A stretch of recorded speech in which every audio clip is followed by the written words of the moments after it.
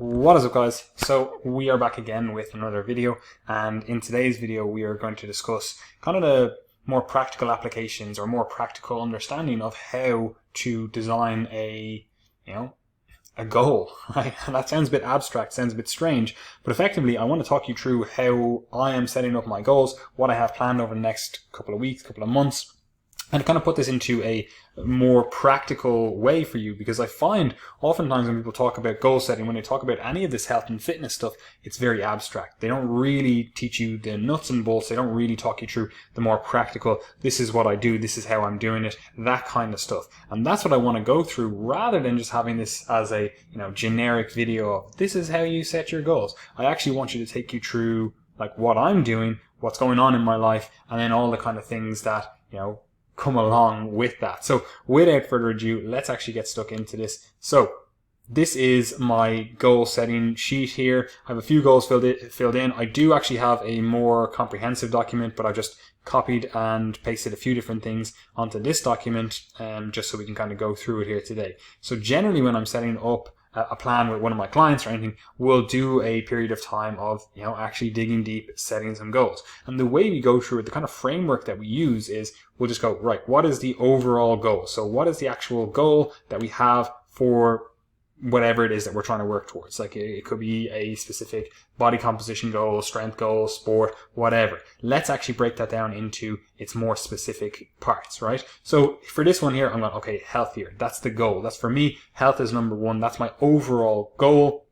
And with all of this, all the goals that we go through today, what I'm doing at the moment is I'm kind of planning towards being 35. I'm thinking about my life in the next 5 years, and I'm thinking about myself as a 35-year-old. What do I want to have accomplished by the time I'm 35? What do I want to have accomplished in the next 5 years or so, right? So for me, health is number one. I want to make sure that I'm in the healthiest position possible. Obviously, look, we have a health business, so it makes sense from that perspective, but I also like this stuff. I actually enjoy learning about this stuff, and then I also actually want to be healthy. I want to be able to live to 120 or whatever age is possible for me, right? So the first goal is health. But what does that actually mean, right? And this is one of the harder ones, the more abstract ones, the more abstract goals that you can have. So when we're going through goal setting, we have to really break it down into specifics, right? So what are the specifics? What specifically are we working towards? And this is really important to understand, because a lot of you guys listening to this will have perhaps, body composition goals. You'll say, oh, I want to be in better shape. I want to have a better body composition. But what does that actually mean? Do we have a body fat percentage we want to be at? Do we have a muscle mass level we want to be at? Do we even have an idea of what that would look like? Like, we need to be very specific. If we don't have specifics, look, it's just a dream. You could say, oh, I want to be healthier. But if you have no idea what healthier actually means for you, what that actually looks like, what are you aiming towards? Is it a feeling? Is it markers on a blood panel? What are we looking for, right? Now, for me, there's a few things that I personally want to improve in my health, right? I want to make sure that my testosterone is above 25. We know that in people in their 30s and above, like, they kind of see a decline in their testosterone levels. And mine is always in that kind of range, unless I'm doing something like wild with the diet, like really low calories or something. It's always in that kind of range of, 25 to 30. Right? So I want to make sure that it stays within that range. So I'm using that as a proxy. So basically, I just want to stay above 25. Over the next 5 years,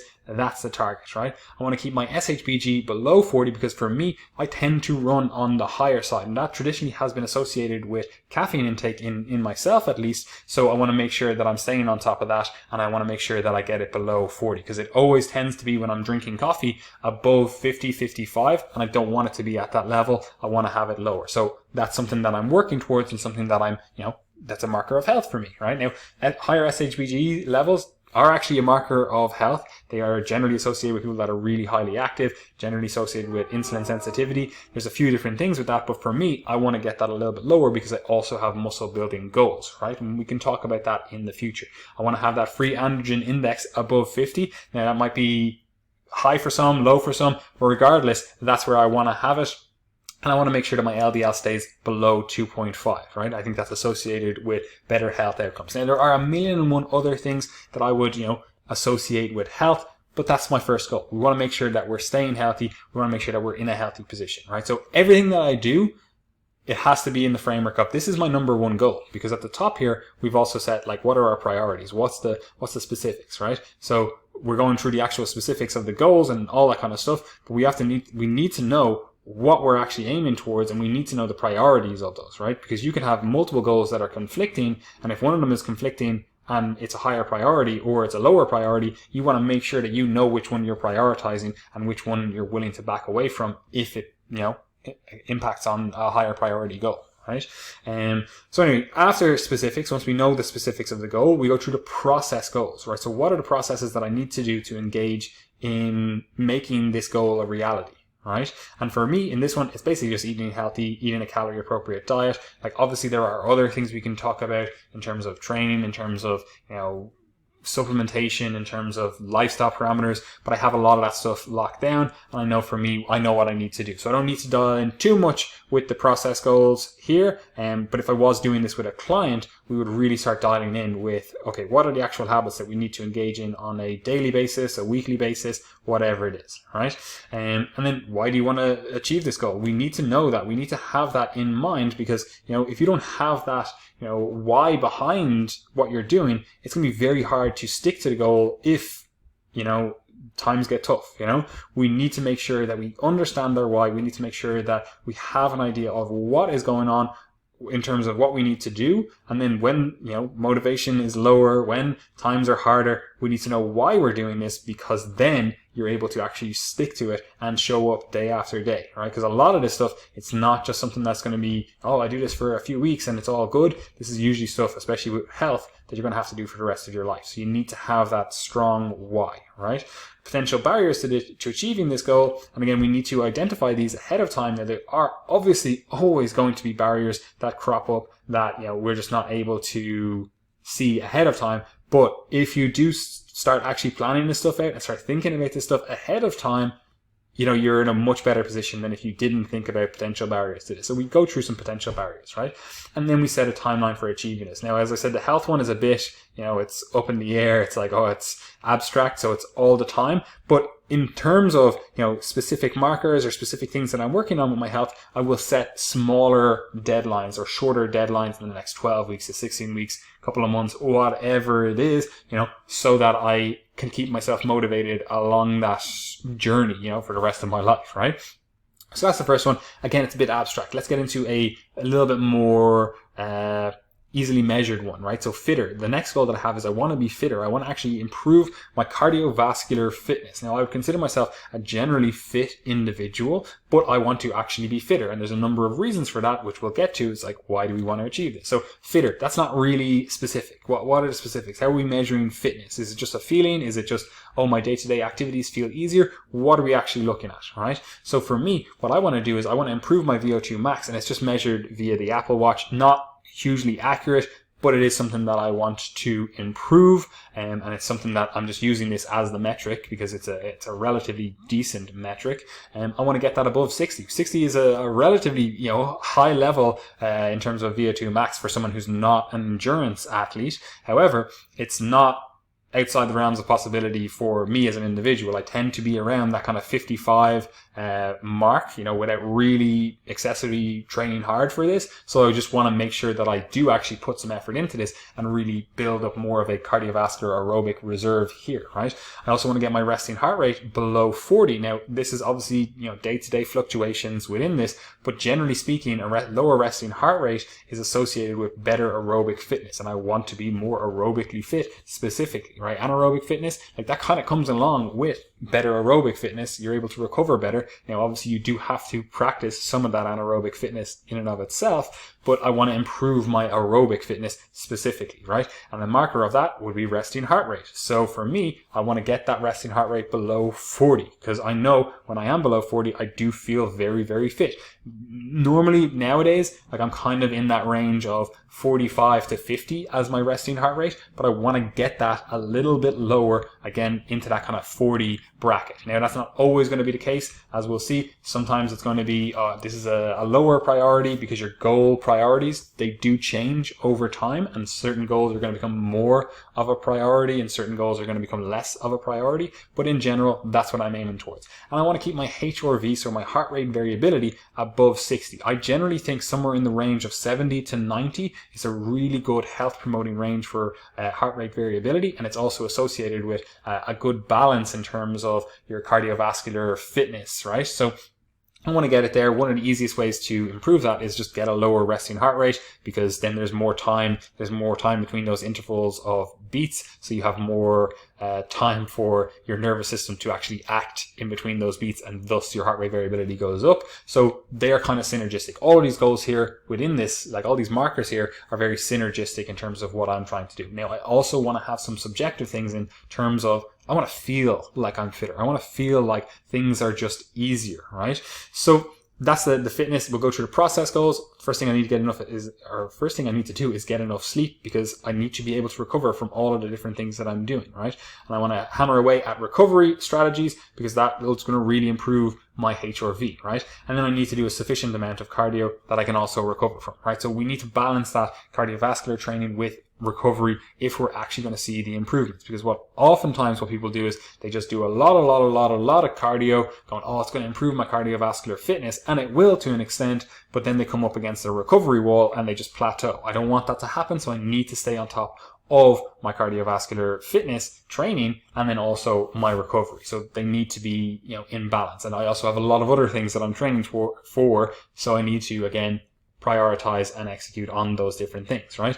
And why do I want to achieve this? Look, it supports my health. I also want to understand cardiovascular fitness a little bit more. I think I have a very good understanding of cardiovascular fitness, but when you're actually trying to put that in practice with all the other goals that I have, you really start to see the holes in your knowledge, right? And you also start to see like, oh, this thing works and this thing doesn't work. Even though you read a paper on this or someone else said it worked, you start putting it into practice and you go, whoa, that's not actually all that effective, right? Now, the potential barriers to achieving this, it's just a lack of knowledge, potentially, right? It's also a lack of willingness to really focus on this, because it's very easy to go, yeah, I'm just ticking the boxes with this, and then not actually tracking the metrics and, making sure it gets done. So I need to make sure that I do the cardiovascular training itself, but then also make sure that my training modalities are up to scratch in terms of they're actually producing the results that I want, right? And I want to do this, improve my cardiovascular fitness, get to all those metrics over the next 5 years, which is again bringing me to that age 35.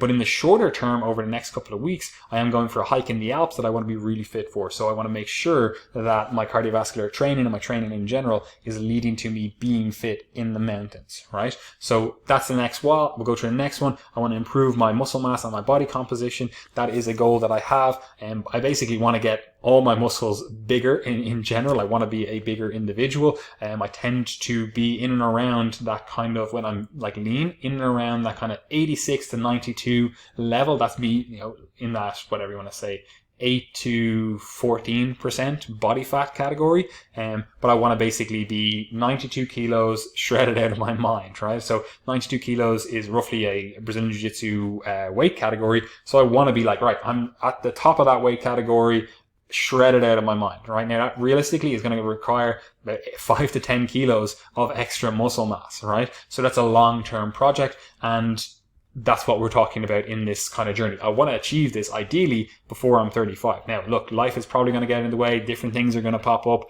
but that's the kind of goal that I have at the moment, and that's what I'm thinking. If I was 35 years old and I was, topped out on the 92 kilo class, I would be very happy with everything in terms of body composition, right? So what do I need to do that? Right, first of all, I need to, these are the process goals, I need to diet down to lose a little bit more body fat so I can start in a really, really lean position, right? So currently right now, I'm probably, 92 kilos or something, 93 kilos, and in around that 14% body fat. So I have a six pack, there's a little bit of fat underneath the belly button, but I'm in a relatively good place. But I want to get a little bit leaner so that I give myself some leeway so that I can gain for a longer period of time while also staying relatively lean, which we'll talk about the timeline in a second, right? So what I basically need to do to achieve this over the next 5 years, alternate periods of dieting down, just getting a bit more insulin sensitive, getting a little bit more, like in a better position overall, seeing where I'm at, making sure that I'm actually producing the results that I want. I need to do a dieting phase, but then I also need to have a longer gaining phase, right? And this is the thing about like bodybuilding or trying to improve your body composition in general. A lot of people focus on the diet phase. They're like, oh, I want to get lean. But realistically, it's called bodybuilding for a reason. Like, you have to actually spend a lot of time building your physique, building your strength, building all those different aspects, right? So you should be spending more time in a surplus in general, especially if you have muscle to gain, than you should be spending in a dieting phase, right? And this is something that, unfortunately, a lot of people find themselves in a rhythm of doing, where they just diet for 12 weeks, 16 weeks, whatever it is, and then they blow up over the next 4 to 6 weeks, and they just eat all around them, and then they're back into a dieting phase, and they never actually set aside time to actually gain muscle strategically, right? So I want to do that. I don't want to do that. I want to gain muscle strategically over the next 5 years. And again, that's what we're talking about. By 35, I want to be in this position, right? And why do I want to do this? Well, I enjoy looking a certain way, and I basically just want to feel confident taking off my clothes. I feel good taking off my clothes at a moment's notice now, but I want to be like, right, I've actually really seen what I can do with my physique. I've really put the time and effort into building muscle, right? What are the potential barriers to achieving this? Not sticking to the plan. Like, I have to actually follow through on the plan of action. Letting my ego get the better of me in the gym. It's very easy to just chase weights in the gym and go, oh yeah, I'm getting stronger, I'm pushing heavier weights, but it's not actually producing the results that we want in terms of muscle building. I'm like, oh, I'm choosing movements that are stroking my ego, but not actually producing the muscle improvements that I want, right? So I need to make sure that I stay on point with that, not let my ego creep in. And I also need to make sure that the tension is staying on the target muscles, not just using, other muscles to lift the weight, right? And again, as I said, timeline for achieving this, it's before 35. Now I have some other goals. We won't get into all of them. Look, you can basically read them. Let me move myself out of the screen here for a second. I also want to be more skillful. I want to be, Brazilian Jiu-Jitsu black belt. I do Brazilian Jiu-Jitsu. I enjoy it. So I want to make sure that I reach the pinnacle of that. Now the pinnacle is, very high, but I want to reach my potential here, and I want to make sure that I get to that black belt level of knowledge. I'm saying knowledge because, look, it's always one of those things where, like, as I said, I'm 30, right? So it's always one of those things where, you're going to get injured along the way. Maybe it's, 10 years down the line, your physique isn't, or your body's not allowing you to train the way you want, etc., etc. But I want to at least have the brains for it. I want to know what's going on. I want to know how to do the different positions. I want to have that knowledge, because that knowledge is arguably the most important thing, because you can pass that on. I can't pass on my physical attributes except through my children in some regard, right? So what do I need to do that? What are the process goals? I need to train 3 to 4 times per week. I usually get 4 training sessions per week, but I want to have like 3 is the minimum. Why do I want to do it? Like, I want to be able to defend myself. I want to, there's bad people out there. I want to make sure that those bad people don't prey on me, right? Potential barriers to this: laziness to get into class, not prioritizing recovery. Like, it's all fair and well to say, oh, I want to get 4 sessions per week. If you're not recovered and you're not able to do those 4 sessions, nothing's gonna happen, and again, timeline for achieving this, I would like to achieve it in the next 10 years, get to that black belt level, right? I also want to get stronger, and again, you can read through those ones, you can pause it, do whatever. I'm not going to go through it all. I like being strong. It also supports the muscle building goal, and then also the Brazilian Jiu-Jitsu goal here, and also being a little bit fitter and being stronger. They're all supportive, right? So when we're actually doing this, we don't just go, oh yeah, I've set all my goals, we're done, right? We actually need to make a plan of action. But before we actually set our sights on the exact plan of action, we need to create a timeline for all of this stuff, right? So we actually want to have an idea of when we're going to do this, how we're going to do this stuff, right? So for me, I'm going, right, I have the next 5 years. So let's actually plan out the next 5 years, right? So this is what I'm doing. I have a few different things. I've also got some like education goals, money goals, blah, blah, blah. That's what you see here, like build muscle and money. Like, there's a few things that I want to do in the next couple of years. So I want to make sure that I'm planning ahead accordingly, because most people, at most, they plan ahead 3 months, but if we're in this for the long term, we're in this for the long game, we want to make sure that we are, planning ahead strategically, right? So have the next couple of years planned. We don't actually need to go into those too much. But for the next few things, what I do have planned is, okay, what am I doing over the next couple of weeks, right? So I want to get a little bit leaner. So the goal I've set for myself is that roughly 8% body fat goal. I know what that looks like. I also have a bioimpedance scale that measures it. Now, they're not really accurate at all, but at least it gives me some sort of target. It does seem to be, relatively consistent for me, at least even. So I'm going to use that as some sort of a reading to, go into all of this stuff, right? Feed into what I'm doing, right? And then I have a plan for the next couple of weeks. I know what I'm looking for. I know what I'm aiming towards. I know what I'm doing with the diet, and I know basically what I'm doing for the next couple of months. And what I want to really impress on you guys is, okay, we're going to do this dieting phase now. But as I said earlier on, the more important stuff is the gaining phase. That's where I'm going to really see the performance increases. That's where I'm going to really see the muscle mass increases. That's where I'm going to really see the, jiu-jitsu actually getting better, strength going up. All of those things that I really want. I'm probably going to be at my best health when I have a little bit more calories in me. Like, you're generally not in your best health when you're calorie deficient. So I'll be getting a blood test here because that'll be a starting point, a marking point. Like, obviously I have blood tests from before, but it'll be a marking point of like, okay, this is where you're at your absolute leanest. You've done all this stuff, you've gotten fit, etc. Let's see what happens. Let's see what changes over, the next few months, the next few weeks, etc. when we added more calories in and all that kind of stuff, right? So this is the rough plan. I want to have my calories, like this says 2,250. That's not really where I'm at with my calories. Some days are 2,500 because I'll do 2 training sessions per week, or per day on some days. So I need more calories for those days just to feel more energy, etc. But that's generally, where I want my average to roughly be at. Now it's probably more realistic that it's at 2,300, 2,400, but I'll probably have to drop that if I'm not dropping as fast. Now, at the last 2 weeks, I've started this diet and I'm down 2 kilos already from when I came back from Barcelona, etc. Now, some of that's water weight, obviously, glycogen in the muscles, etc. But I want to see a nice consistent drop. I don't want to be excessively going, oh, I got down to 9% here, I'll just diet a little bit longer after this. I don't want that. I don't want the deficit to be bleeding into the more productive training time, the more productive eating time, etc. Right? So I want to make sure I accomplish the goal. So I need to make sure that week on week I'm staying on point with that. Right? Now I have some holidays planned, potentially. But either way, I'm going to be deloading during that time period, right? Then it switches into a gaining phase, and again, really focusing on that Brazilian Jiu-Jitsu. And I'll probably set some more specific targets within this for, okay, I want to actually see improvements. Now, I have this as a gaintance phase, and what I mean by that is, like, some people call it a main gaining, which is the stupidest name ever, but gaintaining is a much better name, in case anyone's wondering.